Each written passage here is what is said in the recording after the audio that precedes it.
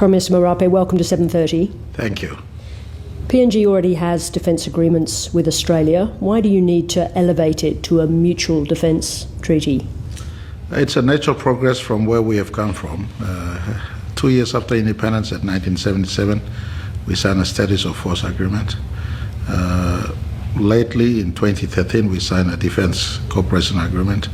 And the defence treaty is just a natural progression from where we've come from, bearing that we have many things in similarity than the differences. So a natural progression from where we've started. As many as 10,000 PNG troops could be incorporated into the Australian Army. Could it be even more than that 10,000 number? It's subject to the working of the treaty. If Australia needs personnel to be recruited, Papua New Guinea has a youthful population. Most of them complete grade 12 and subject to the due processes. Papua New Guineans can be enlisted into Australian Defence Force. They will not be reporting to the PNG Defence Force commander. They'll be Australian Defence Force personnel.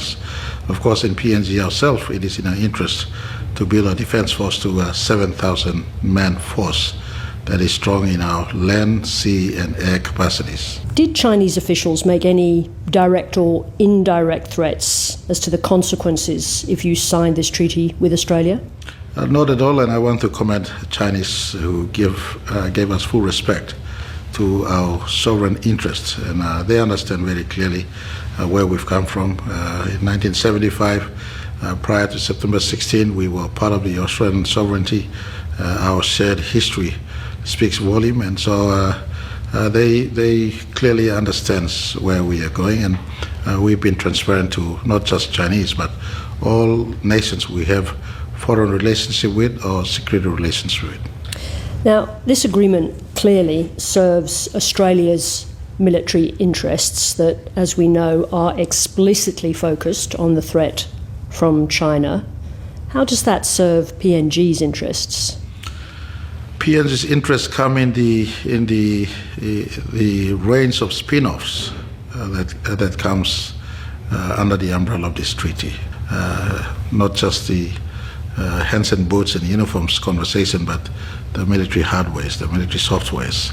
So there's a range of benefits that PNG Defence Force gets as a result of this. But presumably, Prime Minister, you could get all of those benefits from the defence arrangements that you already had. This treaty is different because it commits you to act in the face of a common danger. That's the question. That's clearly in Australia's interest because PNG provides a useful geographic location as well as all the other benefits. But what does PNG get from Australia's interest vis-à-vis a heavily militarising China? As I said earlier, PNG stands beneficial to the capacity built of our own defence force. The construct of this treaty is a construct in peacetime for peace. This is not a construct to create war. It is a rather construct to establish peace. And yet, at the same time, the Australian Defence Strategic Review recently made absolutely clear and explicit that it was being put together with an eye to the rapid militarisation of the Chinese military. Do you see the militarisation of China in the same way as Australia does? Each nation, whether it's Australia or China or any nation for that matter, have their own strategic views in terms of their military, and it's entirely up to China or Australia to build up their defence force. Except that now you're involved in a mutual defence treaty where you would join Australia if it came under attack. There is a provision in the agreement that when subject to whenever attacks does take place, if it does happen, and there is ability for PNG Defence Force Commander and Australian Defence Force Commander to engage in making critical military decisions at that point in time. So you are not actually necessarily committing to join a conflict with China that Australia was involved in? What does PNG have to offer right now? As a question, I would be letting my country know. At the moment, our military capacity is not at a space where we are an active participant. We are a contributor to subject conflict. And so it is in our interest to work to build I don't necessarily see China as an enemy. China is a good relationship nation, even with Australia, with PNG. We trade with China. We do business with China. And so there's no need for an alarmist approach in this conversation. But if it's a realistic question as opposed to an alarmist one, obviously the Australian Defence Force, the Australian Defence Establishment has considered the possibility of war with China. We know the Americans have considered that possibility. So what does PNG do in those circumstances?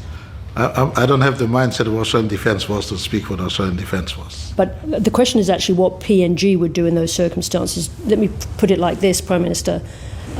Is it possible that PNG could make a decision not to be involved in a conflict Australia was engaged in with China?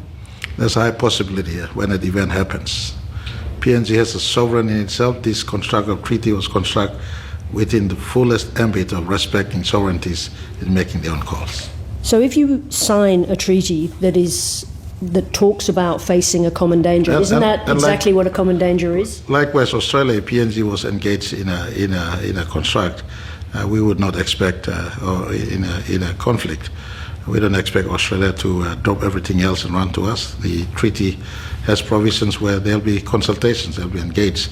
There's a finality of making call that rests with respect to Defence Force commanders. Will the Australian Defence Force eventually be able to base troops in Papua New Guinea? It will be PNG troops in PNG. We're building our own PNG Defence Force. Our own PNG Defence Force will have work conditions on par with Australian Defence Force, but the interoperability, PNG Defence Force coming down using Australian facilities, Australian Defence Force going up there using PNG Defence Force facilities, part of the construct of these arrangements. But actual ADF bases in PNG, is that a possibility? Not at this stage, not at this stage. But possibly in the future? Possibly, but right now our first and the Australian government and Canberra knows very well our interest to build 7,000 man defence force that includes new battalions, our sea wing, our air wing, our land wing, as well as technology that assists our defence to be capable defence force up there. Have you discussed with anybody in the Australian Defence Establishment or political establishment the possible locations of those bases? Not at this stage. It's something that there's an ongoing annual dialogue between our defence ministers and our civil servants and our forces. It is a discussion that they will have to progress. Just on the other side of the equation, is Australia committing to assisting Papua New Guinea in the event of cross-border raids between West Papua and Papua New Guinea? Not so much. We have a healthy dialogue with Indonesia. Did you discuss the treaty with the Indonesians before you signed? Not at all. It's a matter between PNG and Australia and Indonesia. Will they be concerned? We will be informing Indonesia and many other nations on the finer details of this treaty. So I'm 100% certain Indonesia will not be offended. They clearly understand where our need is. It is also in our shared interest that we have clearly, Indonesia and PNG has 800 kilometers of land borders. Do you anticipate that the ADF could be involved on that border in the future? The shared use of facilities is something that we've agreed on in this. You mean in the proximity to the border? Could you, sorry, to be clear, do you contemplate the presence of Australian Defence Force on the border with West Papua? Oh, it's not West Papua in the context. It's a PNG-Indonesia border. And do you anticipate seeing Australian soldiers on that border? In terms of the operations with PNG, will be in PNG as much as PNG will be in Australia. And whether it's in the border or in PNG, it's PNG side, Australia will be there also. And do you think that Indonesia would have concerns about Australian forces being in the proximity of that border? I can't speak. It's a very sensitive border, right? I can't speak for Indonesia. Will you be discussing that will your defence or foreign ministers be discussing that with the Indonesians? They're valued partners with us, and as part of the ongoing dialogue with Indonesia, we have our own sort of secret relations with them. Those matters will be discussed also. Prime Minister Marape, thank you very much indeed. Thank you very much. Thank you very much.